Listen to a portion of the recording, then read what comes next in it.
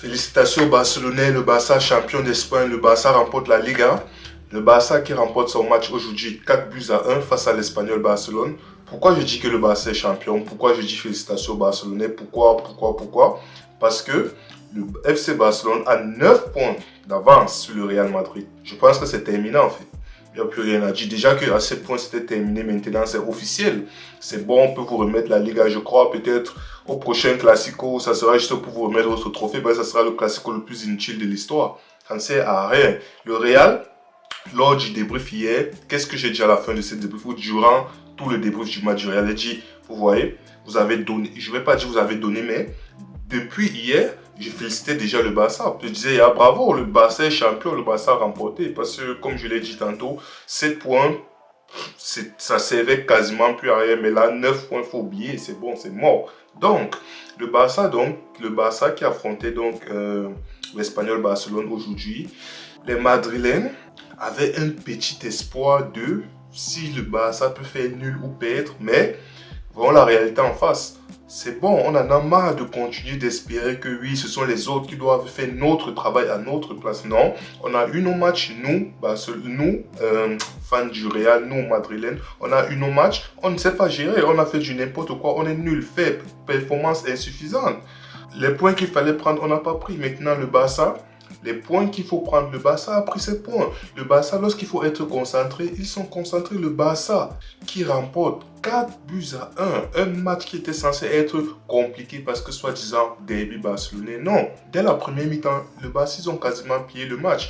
Ferran Torres, que ça fait, je sais même pas, 2 mois aujourd'hui qu'il n'avait plus marqué. Ça fait 2-3 mois qu'on l'insulte, limite, qu'il est redevenu Toca, il est redevenu le Torres qui ne connaît même pas cadrer, je ne vais même pas dire tirer, il ne connaît même pas cadrer le Torres, que devant les goals vite, il rate. Tellement on l'a critiqué, parce que je ne vais même pas dire insulter, je vais dire critiquer, tellement on a recommencé à critiquer Torres sévèrement, et avec raison parfois, qu'aujourd'hui, à l'espace d'une mi-temps, il a doublé, il a même failli tripler.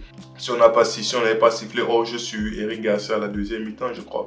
Sinon, Torres, il s'est géré, première mi-temps, très bonne première mi-temps du FC Barcelone. L'Espagnol n'a pas existé. Un Hansi Flick qui, dans ce match, en sachant que le prochain match à Ligue des Champions, c'est mardi, c'est pas mercredi comme le Real, c'est mardi. Donc, ils ont quoi? Ils ont quasiment 3 jours. Comment on l'appelle? Hansi Flick. Il a sorti l'Armada, il a sorti la tiré l'autre, il a sorti tous ses titulaires, il a sorti les Yamal, il a sorti les Pedri, il a dit allez-y, allez jouer. Parce qu'aujourd'hui, un joueur comme Lewandowski, pour moi, Lewandowski ne mérite plus d'être titulaire. C'est son nom qui fait en sorte qu'il soit sur le terrain. Donc, aujourd'hui, il est titulaire. Parce que avec ou sans Lewandowski, franchement, ça change quasiment rien du tout au vu des performances de Lewandowski actuellement. Donc, bref, le Barça, donc, dès les, je sais même pas si c'était 10 premières minutes, 1-0. C'est quoi? Corner. Si on connaît, je sais pas si c'est Yamal qui tire ou c'est Pedri, je sais plus qui tire le corner, mais le gardien de l'Espagnol, le Dimitrovic, dès le début du match, tu comprends que lui c'est un espion en fait. Tu comprends que ce gardien-là, il ne sait pas ce qu'il fait. Corner, il te fait une sortie. Tu sais pas, ça n'a aucun sens. Oui, on va dire, ok, il y a le défenseur qui est au duel avec Koubassi qui le bloque, on peut dire ça comme ça, mais sinon, généralement, il n'est pas serein, il n'est pas rassurant, rien du tout. Il dégage, ce gardien, il dégageait, comment dire, l'incertitude, il dégageait je sais même pas c'est quoi le mot que je veux employer, mais très beau corner, il faut le dire, parce que ça finit en passe décisive. Donc, très beau corner tiré par, je sais pas, c'est Pedro Yamal. Et deuxième poteau, le gardien se trouve totalement. Qui est là pour marquer? Ferran Torres. Et bizarrement, dès qu'il marque, qu'est-ce qu'il fait? Il fait ça. Il fait ça. Ça, c'est pour dire quoi? C'est pour dire que ce joueur, ou du moins c'est professionnel, on a beau les critiquer en ligne, on a beau les critiquer sur la presse, on a beau critiquer partout, mais à the end of the day, ce sont des humains.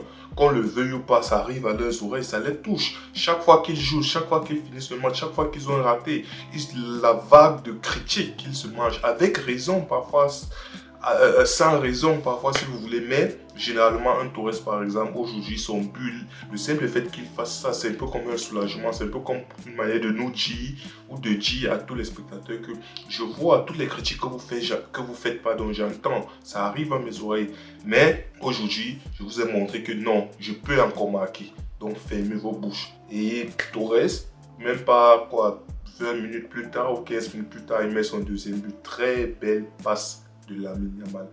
Très bel extérieur de Lamine Yamal. Et c'est ça qui est bizarre avec Torres, c'est que les buts, Torres c'est comme Rashford. Il est comme Rashford, parce que ça, il faut le dire. Les buts où il faut, où tu as le temps, tu as la balle entre tes jambes, tu as le temps, que ce soit avec le défenseur devant le gardien, tu as le temps de réfléchir, ok, je peux placer ça, comment de la meilleure des manières possibles, comment j'ai les choix, j'ai les options. C'est là où ce genre d'attaquant se trouve. Il y a l'impression que lorsqu'il faut réfléchir, c'est là où le cerveau bug. Mais lorsque ce sont des passes, des actions en instinct, donc une touche de balle, tu n'as pas le temps de contrôler, tu n'as pas le temps de dire, ok, je vais faire la passe à gauche. Non, c'est que la passe appelle le tir direct. Parce que si tu ne tires pas, l'action est finie. C'est dans ce genre de moment que ces joueurs, un Torres par exemple, il est extrêmement efficace, il est extrêmement clinique. Le but de Ferran Torres aujourd'hui, c'est un but world class. C'est un but exceptionnel. La passe de Yamal extérieur exceptionnelle, mais la finition de Ferran Torres, c'est-à-dire, il a fait le geste qu'il fallait au moment où il fallait, comme il le fallait, avec l'intensité qu'il fallait. C'est exceptionnel. Je suis sûr aujourd'hui qu'on remet cette passe-là. On redit à Torres, allez, réessaye et rate. C'est pour vous dire le niveau de... Parce que il faut se le dire, c'est un but très difficile à mettre, mais il l'a mis. Le Torres qu'on insulte pour ses ratés, le Torres qu'on critique pour ses ratés, tout ça, ce genre de but-là, il l'a mis. Mais tu sens que c'est vraiment le genre de jeu à l'instant, en fait. Maintenant, Torres qui met son deuxième but, passe décisif de Yamal, but de Torres, très belle combinaison. Première mi-temps, généralement dominé par le FC Barcelone. L'Espagnol, ils n'ont pas vraiment existé, c'est vrai. Ils se sont créés peut-être une, deux occasions par-ci par-là, mais c'est très peu pour dire que le Barça était en danger sur cette première mi-temps. Il n'y avait vraiment rien de notable. Le Barça était en mode, voilà, gestion d'un minute de but, on gère. Si c'est qu'on peut mettre le troisième but, vas-y. Mais si c'est qu'on ne peut pas mettre, tant mieux, on ne force pas, on joue tranquillement. C'est avec cette énergie-là qu'ils entament la deuxième mi-temps. À un moment donné, je me suis dit, ouais, allez, vas-y. Là, pour cette deuxième mi-temps, il n'y a pas d'intensité, il n'y a pas de... Ils sont en mode gestion, en fait. Les joueurs de comment on l'appelle, de l'Espagnol, eux, ils sont dépassés. Parce que c'est ça, il faut se le dire, ils sont totalement dépassés. Ils sont totalement dépassés. Donc, sur un coup franc, un coup de pied arrêté de Yamal, très beau, comment dire, un coup de pied arrêté très bien tiré par Yamal, qui finit sur le deuxième poteau sur Eric Garcia qui dévie, qui est là pour mettre le troisième but, Ferran Torres. J'étais déjà prêt à dire que ok, il a répondu de la meilleure des manières aux critiques. On l'a critiqué. Aujourd'hui, il sort avec un triplé, mais malheureusement pour lui, hors-jeu sur Eric Garcia, je ne sais même pas comment ils ont tracé leur ligne, je ne sais pas comment ils ont... Parce que moi, jusqu'à maintenant, tu me demandes s'il y a hors-jeu, je dis non, et bizarrement, la réalisation n'est même... Je ne sais pas trop attardé sur ça. Mais c'est bizarre, mais bon, hors-jeu, c'est hors-jeu. Ce qui fait que le troisième but est annulé. L'action qui a suivi directement, vu qu'on a sifflé hors-jeu sur l'engagement ou bien sur la remise en jeu de l'Espagnol Barcelone directement derrière, ils sont partis marquer. C'est pour dire que ce Barça-là, tellement ils étaient en mode gestion, allez, ils se sont limite relâchés. Et c'est dans ces moments de relâchement-là, l'Espagnol, ils n'ont pas tremblé. Action contrée qui revient sur le joueur de l'Espagnol, il te met une frappe filet opposé. Très belle frappe de 1. À partir de là, à partir de ce moment, je crois le FC Barcelone n'a plus existé. Oui, Yamal a disparu. Parce que Yamal, tu sens que plus le match avançait, plus il était en mode, allez, vas-y, moi, que ce match se termine en fait. C'est bon, j'avais marre que ce match se termine parce que le Yamal, il n'existait plus. Mais malheureusement, sur le temps fort des joueurs de l'Espagnol, ils n'ont pas pu marquer. Le Barça a réussi à tenir. Parce que c'est ça aussi le truc. Fort dans les temps forts et fort dans les temps faibles. C'est-à-dire que les 15 minutes qui ont suivi le but de l'Espagnol, ils étaient plus proches d'égaliser que le Barça de marquer le troisième but. En fait. C'est pour vous dire à quel point ils ont augmenté la pression et tout. Mais le Barça a tenu. Maintenant, il y a l'entrée de... Comme on l'a payé à l'entrée de Cancelo pour Baldé. L'entrée de Cancelo, dès sa première incursion dans la surface, tu comprends pourquoi Baldé est remplaçant aujourd'hui. Tu comprends pourquoi Baldé a perdu sa place de titulaire. Parce que Baldé, oui, la première mi-temps où le Barça était en domination, le Barça contrôlait, le Barça était en mode ouais, vas-y.